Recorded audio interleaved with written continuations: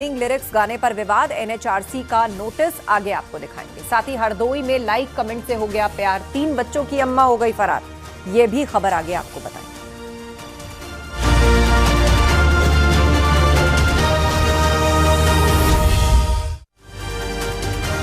लखीमपुर खीरी में सांप पकड़ने पहुंचे युवक को कोबरा ने कई बार डसा।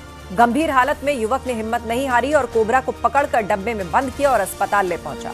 डॉक्टर्स के मुताबिक वक्त पर अस्पताल पहुंच जाने से उसकी जान बच पड़ी।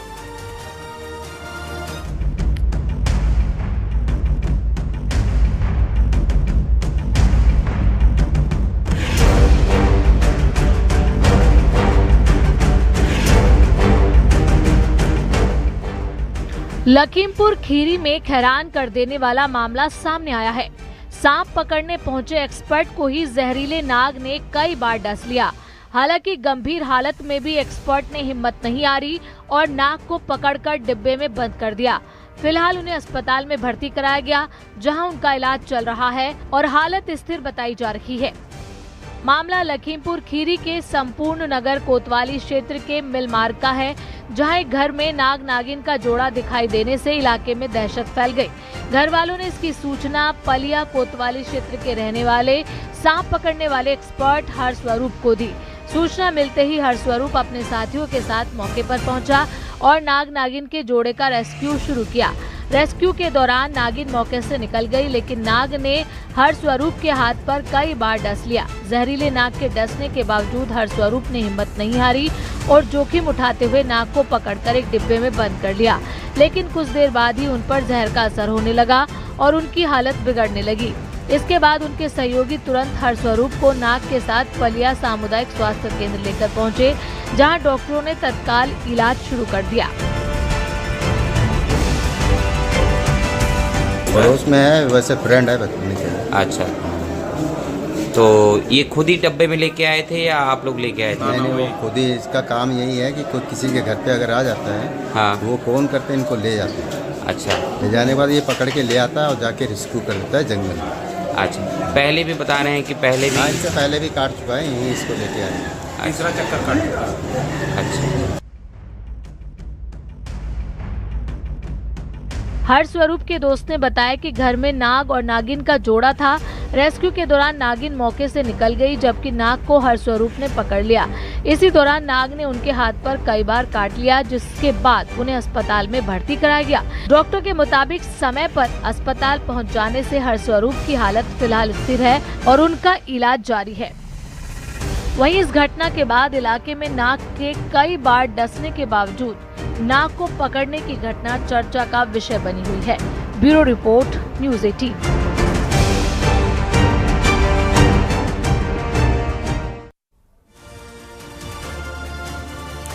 मथुरा में मंडी समिति में सब्जी की 8 दुकानों में आग लग गई और बताया जा रहा है कि ट्रांसफार्मर में शॉर्ट सर्किट के चलते आग लगी। घटना की जानकारी मिलने पर फायर ब्रिगेड की कई गाड़ियां मौके पर पहुंची।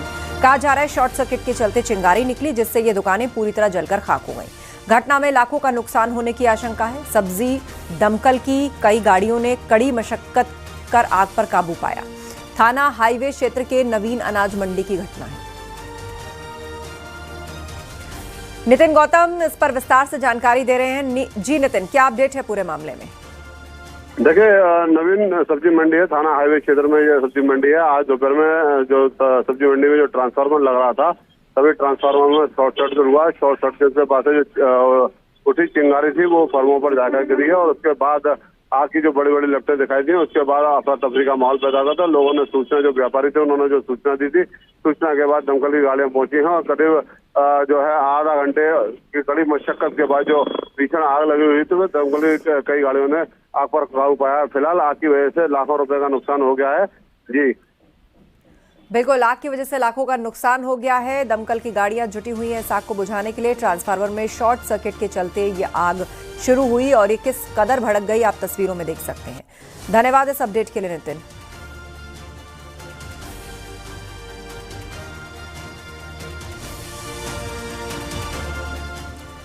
कानपुर जिला जेल में इस बार नवरात्रि का पावन पर्व खास रहने वाला है। पहली बार व्रत रखने वाले कैदियों के लिए जेल प्रशासन ने खास मेन्यू कार्ड तैयार किया, जिसमें देसी घी से बने 27 प्रकार के सात्विक व्यंजन शामिल हैं। साथ ही पूजा पाठ और दुर्गा सप्तशती पाठ की भी व्यवस्था की गई है।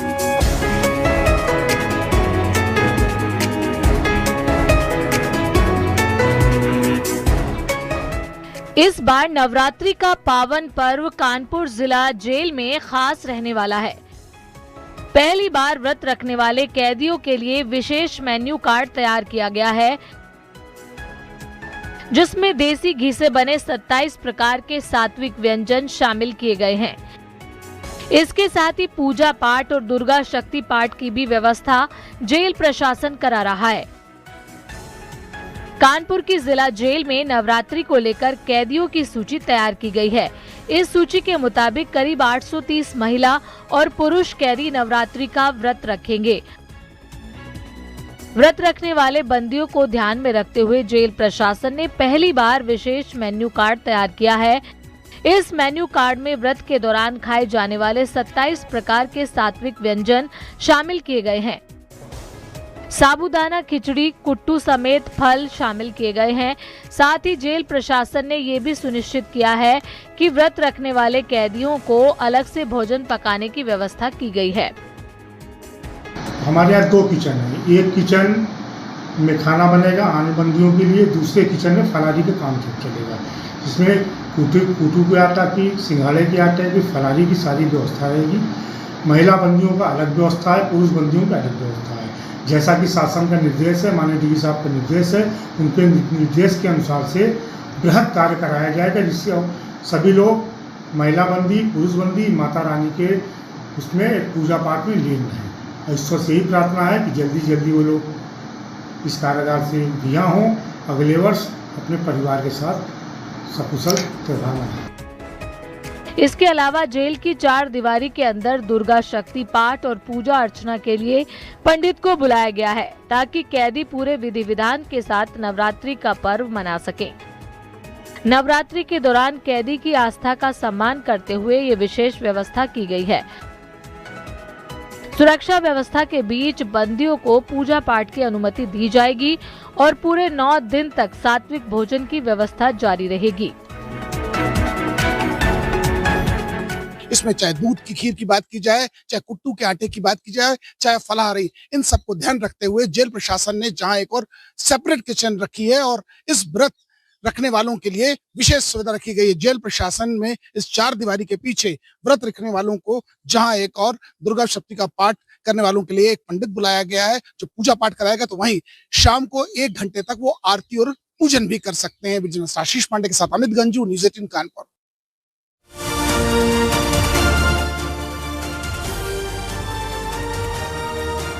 क्या जो गाना था उसके लिरिक्स पर बवाल हो गया। सोशल मीडिया पर इसके लिरिक्स को लेकर आपत्ति जाहिर की जा रही है। शुरुआती लाइनें ही डबल मीनिंग वाली हैं। वहीं राष्ट्रीय मानवाधिकार आयोग ने भी आपत्तिजनक और डबल मीनिंग वाले कंटेंट के इस्तेमाल को लेकर नोटिस जारी कर दिया है।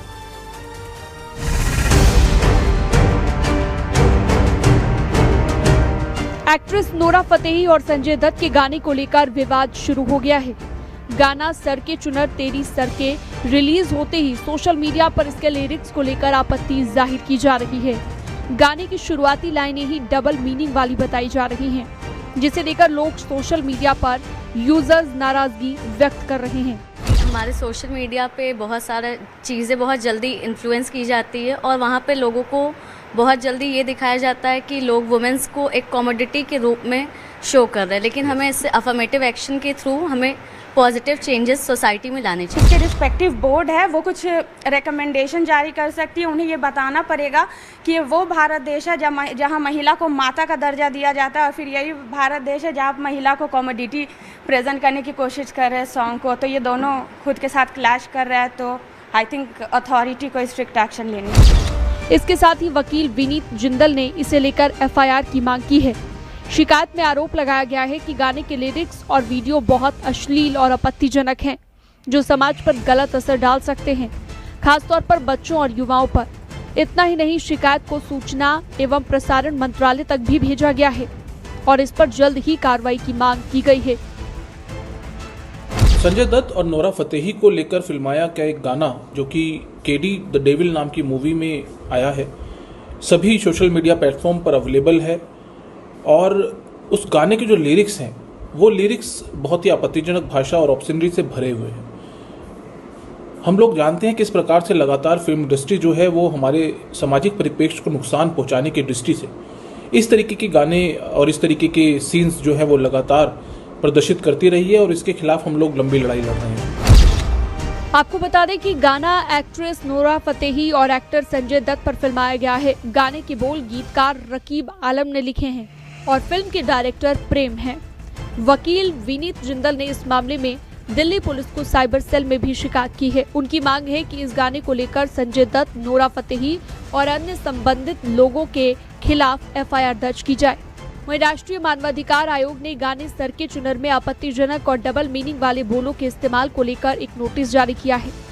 फिल्म मेकर्स ने फिल्म के गाने में अश्लील बोल इस्तेमाल करने को लेकर तीखी आलोचना का सामना करने के बाद विवादित सॉन्ग को यूट्यूब से हटा दिया है। रिलीज होने के तुरंत बाद ये गाना वायरल हो गया था, लेकिन जल्द ही दर्शकों के एक वर्ग से इसे आलोचना का सामना करना पड़ा। Bureau report, news 18।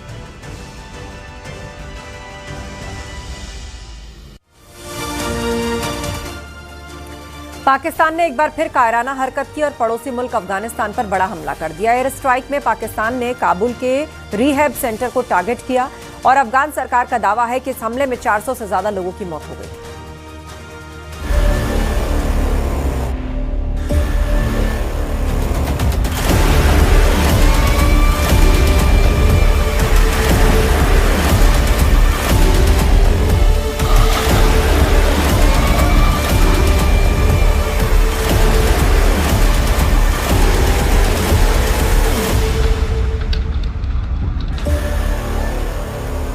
काबुल में पाकिस्तान का कायराना हमला,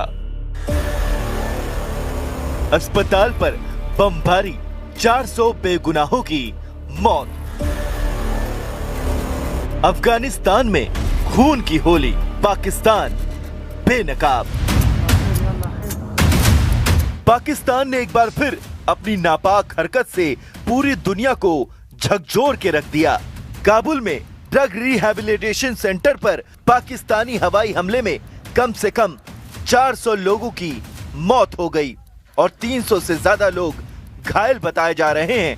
हमले के बाद काबुल में मातम पसरा हुआ है। अस्पताल के बाहर परिवारों का रो रो कर बुरा हाल है। रमजान के पाक महीने में हुए इस हमले ने इंसानियत पर बहुत गहरा दाग दिया है। रमजान में बमबारी, काबुल में मातम। सोमवार रात करीब 9 बजे काबुल जोरदार धमाकों की आवाज से दहल उठा। जिस वक्त लोग रमजान में रोजा खोलकर घरों से बाहर निकल रहे थे, उसी वक्त आसमान से बम बरसने लगे। अफगानिस्तान के मुताबिक पाकिस्तान ने सीधे उस अस्पताल को निशाना बनाया जहां नशे की लत से जूझ रहे हजारों लोगों का इलाज चल रहा था। हमले के बाद अस्पताल का बड़ा हिस्सा मलबे में तब्दील हो गया और चारों तरफ चीख पुकार मच गई। सामने आया मुनीर का खौफनाक चेहरा। अफगानिस्तान में किया मानवता के खिलाफ अपराध। काबुल में हुए इस हमले ने पाकिस्तान और उसके फील्ड मार्शल आसिफ मुनीर का खौफनाक चेहरा दुनिया के सामने ला दिया है। अफगानिस्तान सरकार ने पाकिस्तान के इस हमले को मानवता के खिलाफ अपराध बताया है। अफगान सरकार के मुताबिक पाकिस्तान पिछले 3 हफ्तों से लगातार अफगान नागरिकों को निशाना बना रहा है। तो पाकिस्तान ने जानबूझकर ये हमला किया है, आपको लगता है? क्योंकि पाकिस्तान की तरफ से जो खबरें आ रही हैं, उनका कहना है कि उन्होंने ये हमला नहीं किया है। नहीं, बिल्कुल उन्होंने हमला किया तो और किसी ने किया है। जाहिर है कि वो टीटीपी के नाम से जो क्लेम करते हैं कि हम उसके हेवन से, सेफ हेवन से अफगानिस्तान में जो ये 2-3 हफ्तों से वो सिविलियंस को मारा ही है। कोई जगह उन्होंने किसी टीटीपी के मेंबर को नहीं मारा। मैं ये अस्पताल में जो टारगेट किया गया और आम लोगों को, सिविलियंस को, ये बहुत जुल्म है और मेरे ख्याल में इंटरनेशनल कम्युनिटी, सारे लोग जो ह्यूमन राइट्स के एडवोकेट से उसकी बिना पर ये इसको कंडेम करे, ये क्योंकि ये बहुत बड़ा क्राइम हो चुका है। हमले की टाइमिंग पर उठे सवाल, क्या पाकिस्तान ने रची डायवर्जन की साजिश? काबुल पर अफगानिस्तान के इस हमले की टाइमिंग पर भी सवाल उठ रहे हैं। दरअसल पाकिस्तान इस समय कई मोर्चों पर दबाव में है। एक तरफ ईरान, अमेरिका और सऊदी अरब जैसे देश लगातार मिडिल ईस्ट में चल रही जंग में पाकिस्तान की गैर हाजिरी पर सवाल उठा रहे हैं, तो दूसरी तरफ ईरान पर हो रहे हमलों को लेकर पाकिस्तान के अंदर जनाक्रोश बढ़ता जा रहा है।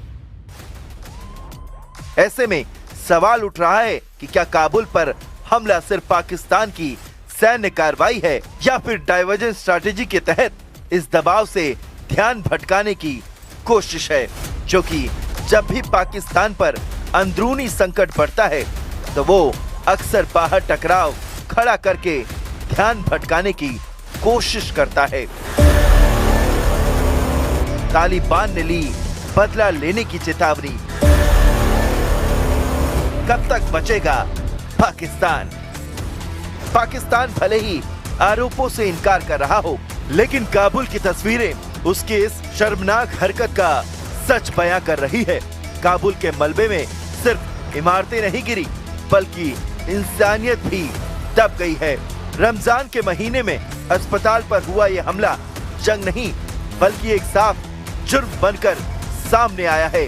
काबुल के जख्म गहरे हैं और अफगानिस्तान की नजर अब इस पर है कि इस खून खराबे पर कौन खामोश रहता है, कौन उसका साथ देता है, क्योंकि इस बार खामोशी भी किसी अपराध से कम नहीं होगी। Neeraj Kumar, news 18 India, Delhi.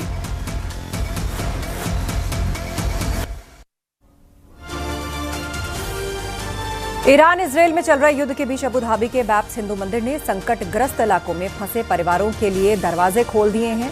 मंदिर की इस पहल को हाल ही में रिलीज हुई एक डॉक्यूमेंट्री कंफर्ट इन कुवैत के जरिए भी दुनिया के सामने रखा जा रहा है। ये डॉक्यूमेंट्री उन परिवारों की सच्ची दास्तान है जो युद्ध के हालात के बीच कुवैत में फंस गए थे।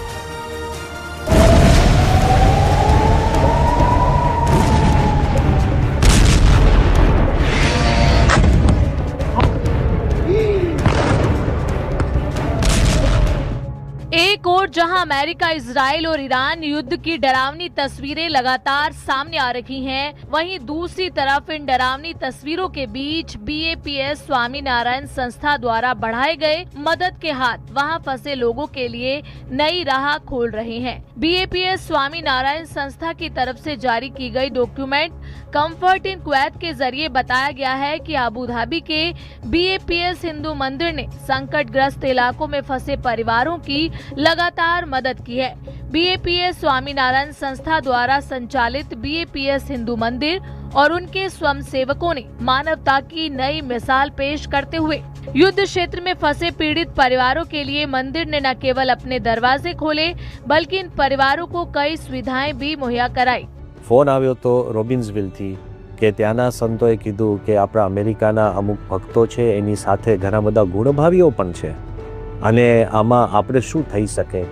કુવૈતની અંદર આપણો નાનકડો સત્સંગ સમુદાય છે જે ઘર ઘરની અંદર ભજન ભક્તિ અને સત્સંગ કરતા હોય અને બધાને મદદરૂપ પણ થતા હોય। એમાં આપણા જે મુખ્ય ત્યાંના જે કાર્યકર છે આપણા સુરેશભાઈ ચોકસી, ખૂબ ભણેલા IIT इंजीनियर। फंसे हुए यात्रियों के लिए सुरक्षित ठिकाना और खाना मुहैया कराया जा रहा है। इतना ही नहीं, फंसे यात्रियों को कानूनी और यात्रा संबंधी उलझनों को सुलझाने में भी उनकी मदद की जा रही है। બીજા હરિભક્તોનું 6 હરિભક્તોની બેચ હતી એ બીજી હોટલમાં કુવૈતમાં રોકાયેલા, એમની વ્યવસ્થા અમે સેપરેટલી એક ગાડીમાં કરી, એમને માટે એક SUV એક મોટી કારની વ્યવસ્થા કરવામાં આવેલી।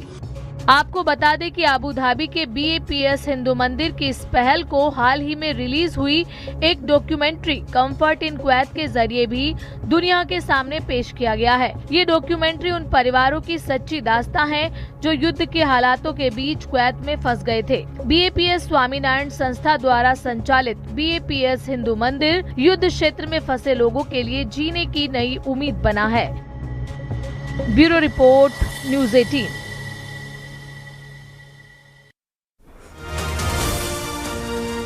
जम्मू कश्मीर के किश्तवाड़, शोपियां और राजदान टॉप पर आसमान से सफेद चांदी बरस रही है। गुलमर्ग से लेकर सोनमर्ग तक जन्नत की ऐसी तस्वीरें जिसे देखकर आपकी आंखें ठहर जाएंगी। क्या है मार्च के महीने में विंटर का ये मैजिकल यू टर्न और कैसी दिख रही है इस वक्त जन्नत की खूबसूरत वादियां, इस खास रिपोर्ट में देखिए।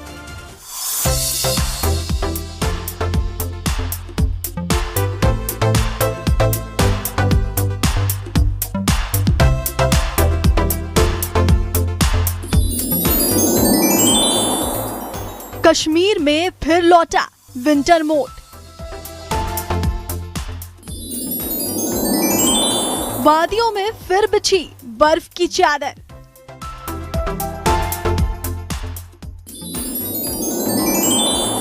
गुलमर्ग से किश्तवाड़ तक बर्फ ही बर्फ।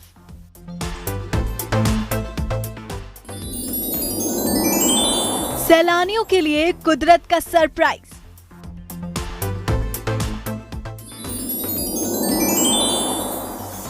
कहीं बारिश की बूंदें तो कहीं बर्फ के फाहे।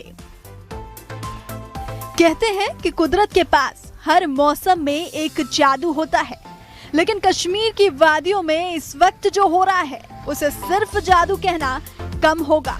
तारीख बदल गई, महीना बदल गया, लेकिन पहाड़ों का मिजाज आज भी वही है।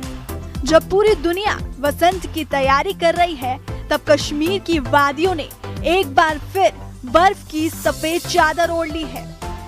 आसमान से गिरते ये सफेद फाहे बता रहे हैं कि जन्नत का असली रंग क्या है।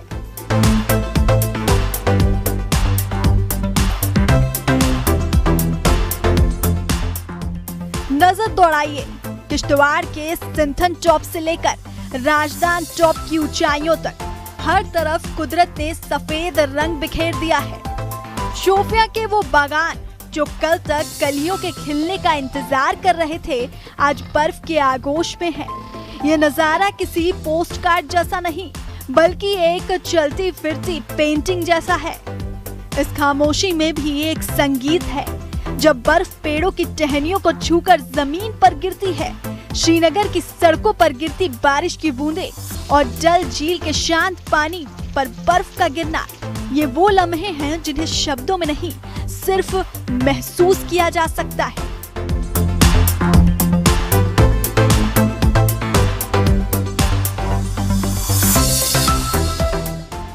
वहीं बात करें कश्मीर के स्वर्ग की, तो गुलमर्ग और सोनमर्ग के ऊंचे ढलानों पर अब 2 फीट तक चांदी चमक रही है।